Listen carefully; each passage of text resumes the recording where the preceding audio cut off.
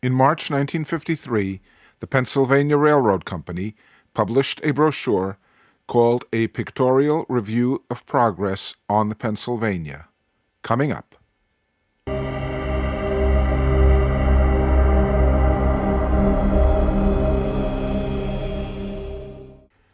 Before we continue, if you like my content, please subscribe to this channel. The brochure highlights several projects underway and explains that the company has spent $133 million in improvements and will be spending $57 million in 1953 alone. The company purchased 32,000 new freight cars and is making heavy repairs on 35,000 of its existing fleet. The photo on the upper left shows the New York, Washington, St. Louisian crossing the Little Juniata River in central Pennsylvania. The caption for the lower right is, "About 82% of our freight service is performed by modern diesel-electric or electric locomotives, as is 96% of passenger service and 91% of switching. This 3-unit, 6,000 horsepower diesel-electric freight locomotive is shown pulling a fast-through train near Chicago." The upper left shows the Broadway Limited crossing New Jersey on its way from New York and Philadelphia to Chicago, being pulled by the famous GG1 locomotive. The lower right shows an E2B electric locomotive built by General Electric in 1951. The caption reads, "Ready to go at the touch of power. Modern servicing and repair facilities are provided to maintain our locomotive fleet at top operating efficiency. Above are passenger diesels at the new Harrisburg Diesel Terminal, and similar facilities for freight diesels are at nearby Enola yards. Heavy diesel repairs are made at the Altoona Works to the right. Electric locomotives below are maintained at Wilmington, Delaware." Work has begun on the new Samuel Ray freight car repair shop, the country's largest, at Hollidaysburg, Pennsylvania, near Altoona. The structure depicted above will be 2,460 feet long, 54 feet high, and vary in width from 270 to 180 feet, named for the 9th president of the railroad, who was born in Hollidaysburg. The shop will turn out 50 repaired cars a day with new efficiency on 3 assembly lines when it is finished in 1954. It will cost $12.8 million. Cars entering the shop from the mainline service in the morning will be ready for road use the same day. New paint will be dried quickly under infrared lamps. On the Ohio River, 22 miles west of Pittsburgh, the new Conway Yard will triple the capacity of the present yard at the site, classifying up to 8,000 cars a day. The yard will be 3.5 miles long and 85 tracks wide at the center. Shown in the upper left are the car retarders that will increase efficiency. At the time of the writing of this brochure, the Conway Yard project was expected to cost $34.2 million. The photo shows the process of loading ice into refrigerator cars.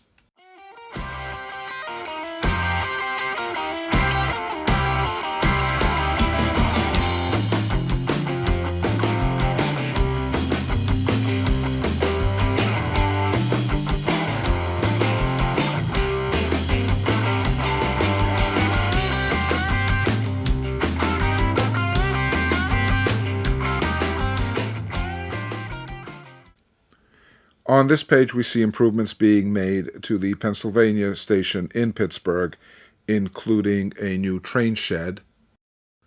The caption for the lower left reads, "Adjacent to Pennsylvania Station, Pittsburgh, is our huge new warehouse for freight handling and storage. Costing $5.1 million, it can load and unload 46 cars simultaneously." The photo on the left shows what was once a small tunnel is now an open cut through which east-west trains roll. Until recently, extra-large freight cars and loads had to be switched out of trains and detoured hundreds of miles due to tunnel restrictions.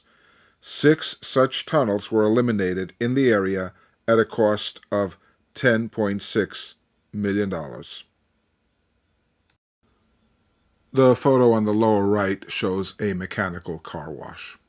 The lower left shows a bridge crossing the Delaware River at Roxburgh, Pennsylvania, that cost $1 million. It was built to serve a large power plant and potential industrial development in the upper Delaware Valley. The picture on top shows an ore unloading pier at Frankfort Junction. Expanded freight handling facilities at Frankfort Junction, enlarging the freight capacity at Philadelphia. Serving the rapidly growing industrial area in the Delaware Valley, Morrisville Yard is being expanded and improved at a cost of $9.3 million. Bright new coffee shop, tavern car, provides quick meal service. Many new dining cars are now in operation. A Midtown ticket office in Philadelphia.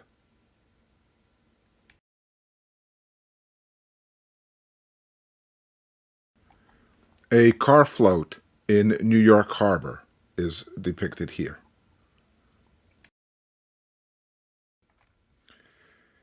Culminating passenger terminal improvements in Philadelphia, Old Broad Street Station, the roof of which is shown on the bottom right, with train platforms beyond, was closed last spring. Train service was transferred to the Great New Pennsylvania Station at 30th Street, shown in the distance, with improvements and expansions there costing $11.3 million. The old station with its yards and tracks has been removed, clearing a large area in the heart of downtown Philadelphia. Plans for the development of this valuable property are being advanced and are expected to be concluded in the near future. Shown to the right is our modern suburban station building, and the extension of track capacity in this below street level terminal is included in the program. With the closing of Broad Street Station, Pennsylvania Station at 30th Street became our main passenger terminal in Philadelphia. Above is shown some of the track rearrangement and new servicing facilities built in terminal area to accommodate the additional trains previously originating and terminating at the old station. The tracks in the foreground lead towards New York City and the west, and in the background are shown new facilities for servicing electric locomotives. The inset shows the new control center at Pennsylvania Station, Philadelphia. Pennsylvania Station, Philadelphia, with a view of the extended platforms and new lighting on the lower level at the station. This memorial in the station concourse honors the 1,307 men and women of the Pennsylvania Railroad who laid down their lives in World War II. The series of photos on this page shows improvements in the equipment used for track maintenance.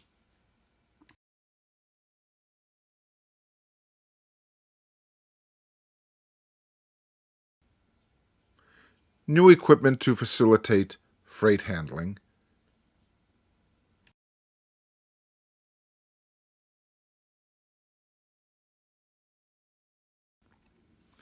A home for our men away from home. This building at Columbus, Ohio, one of several over the railroad, accommodates train crews and other employees in a comfortable and pleasant atmosphere during layovers. Communication en route by electronic train phones is a modern aid to safe and efficient operation. Engineman talks with conductor in the cabin car and a control tower operator miles away. This device is the heart of speed control. Fitted to a locomotive axle, it checks speed against cab signal circuits picked up from the rails and acts in conjunction with the air brakes to stop the train automatically if speed is permitted to exceed that indicated by signals.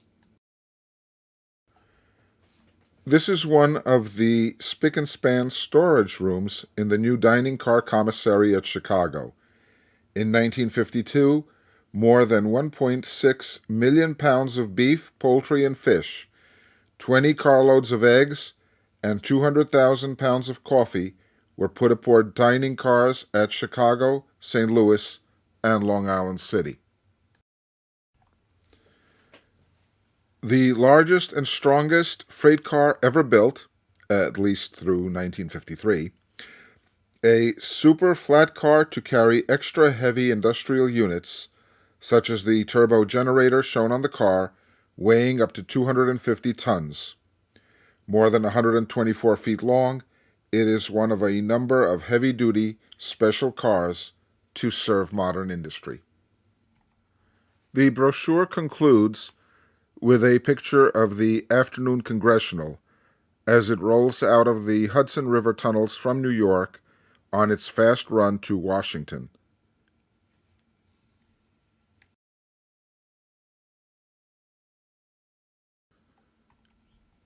If you like what you see on this channel and wish to see more, please subscribe. Thank you very much for watching.